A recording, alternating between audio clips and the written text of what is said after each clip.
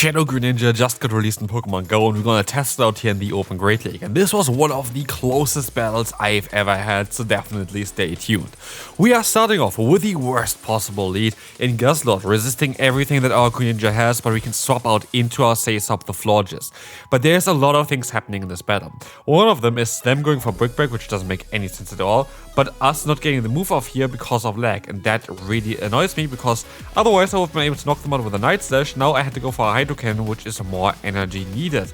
And this is quite awkward because there's even more happening in this battle.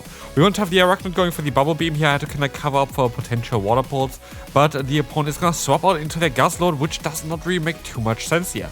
And we are still actually in a bit of a tough spot because what we have here is a Tinkaton where the attack is going to be debuffed. We have a really unfortunate CMPita here where we're going to completely undercharge, but we have here now the 2-1 Pokemon advantage, but I barely do damage even though the opponent does only resist damage. They're kind of chunking away our health. We get the bait done correctly here, and we get a Night Slash off against the opponent. If we would have been able to go for a Night Slash earlier, maybe we would have been able to get to another one here with Greninja as well. Greninja goes down, they go for the Bug Buzz. I miscall the bait, but luckily they don't have Water Pulse, which means they don't knock us out, and I am going to be able to just hit the player for the last second, follow for more